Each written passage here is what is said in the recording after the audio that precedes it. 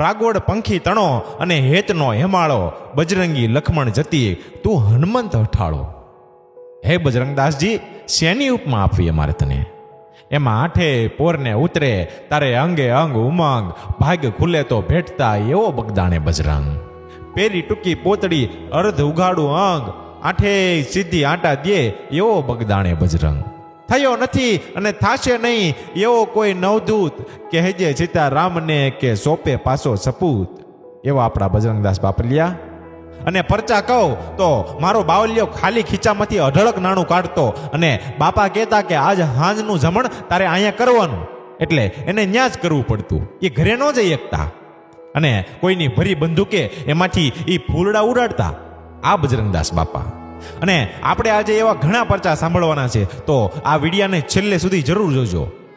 બજરંગદાસ બાપાના ઇતિહાસની જો વાત કરવામાં આવે તો બાપા સીતારામનો જન્મ ભાવનગર પાસે આવેલા અધેવાડા ગામમાં થયો હતો.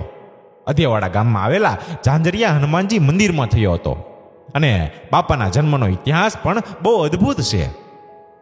1900 સાલમાં અધેવાડા ગામમાં હરિદાસજી અને શિવકુંવરબાનો રામનંદી પરિવાર રહેતો હતો.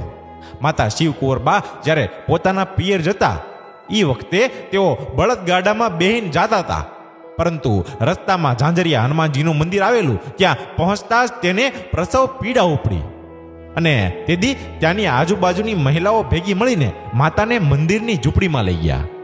આ જ સમયે બરોબર આરતીનો સમય હતો અને તે વખતે નગારા અને ઝાલોરના અવાજ સંભળાવા લાગ્યા. અને બરોબર તે જ વખતે બાપા સીતારામનો જન્મ થયો. બાપા સીતારામનો પરિવાર રામનંદી હોવાથી તેમનું નામ ભક્તિરામ રાખવામાં આવ્યું હતું. પરંતુ બાપામાં નાનપણથી જ ભક્તિ અને રાષ્ટ્રપ્રેમ હતો. બાપામાં સેવા ભાવનાના ગુણો હતા, સાથે માતા પિતાના સંસ્કાર પણ, અને સાથે ખૂબ જ પ્રભુ ભક્તિ પણ. અને બાપા જ્યારે બાળપણમાં હતા તે વખતની આ વાત. બાપા પથારીમાં સૂતા હતા. એ વખતે તેઓ એક દિવસ મોડે સુધી સુતાર્યા. તે માતા પિતા તેમને જગાડવા આવ્યા તો એની ભેગો એક નાગ સૂતો હતો અને એની હરેક કરડા વગર ભક્તિરામનો મિત્ર હોય તેવું વર્તાવ કરતો હતો. જેથી તેમના માતા પિતાએ આ બાળકને ભગવાનનો એક અવતાર હોવાનું માની લીધું હતું. અને બાપાએ માત્ર 2 ધોરણ સુધીનો જ અભ્યાસ કર્યો હતો અને 11 વર્ષની ઉંમરે ભક્તિમાં મન લાગતા સામાજિક જીવનનો ત્યાગ કર્યો અને સાધુની જમાતમાં જોડાઈ ગયેલા.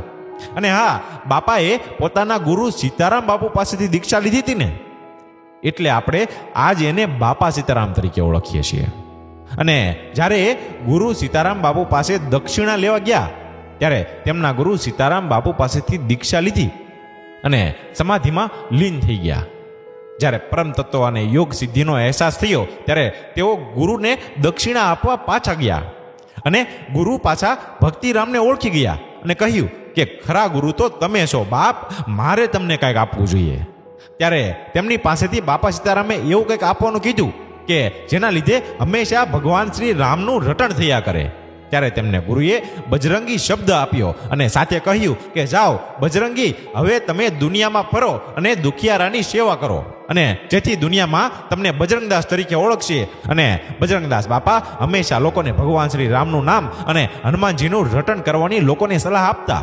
અને આવી જ રીતે તેઓ ફરતા ફરતા સુરતના રસોઈ ગામ, વેજલપુરના હનુમાનજી મંદિરે અને સુરતના અશ્વિની કુમાર જેવી જગ્યાએ રોકાતા. ત્યાંથી બાપુએ સૌરાષ્ટ્ર તરફ પ્રયાણ કર્યું હતું, જેમાં વલભીપુર, ઢસા, પિથલપુર આ બધા ગામોમાં બાપુ રહ્યા હતા. અંતે તેઓ પાલિતાણાના વાળુકડ ગામના હનુમાનજી મંદિરે અને ત્યાંથી કણમોદર અને છેલ્લે તેઓ બગદાણા આવીને બસ ત્યાં જ રોકાઈ ગયા. હવે અને ત્યાં બાપાનો આશ્રમ સ્થપાયો. બાપા બગદાણા આવ્યા ત્યારે તેની ઉંમર હતી 41 વર્ષ. અને બાપાએ ત્યાં બગદાણા ગામમાં ત્રિવેણી સંગમ જોયો, બગદાણા ગામ બગડેશ્વર મહાદેવ જોયા અને બાપા કાયમ માટે બગદાણામાં રોકાઈ ગયા. બાપા વારંવાર એક જ વાક્ય જરૂર બોલતા કે જેવી મારી વાલાની મરજી હો. બાપાના બગદાણા આશ્રમમાં ભક્તોની ભીડ બાપાના ચમત્કારો અને પરચાઓના કારણે ખૂબ જ રહેતી. અને હાલ બગદાણા આશ્રમનો વહીવટ મંજી બાપાની દેખરેખ નીચે ચાલુ રહ્યો છે. તેઓ બજરંગદાસ બાપાના પરમ શિષ્ય છે. અને હાલમાં કોઈ પણ ભક્ત બગદાણા જાય તો પ્રસાદી લીધા વગર પાછો નથી ફરતો. અને જો મિત્રો આ વિડીયો તમે આખો સાંભળ્યો હોય તો કોમેન્ટમાં બાપા સીતારામ જરૂર લખજો.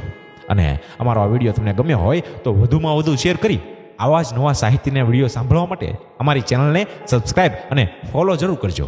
ધન્યવાદ.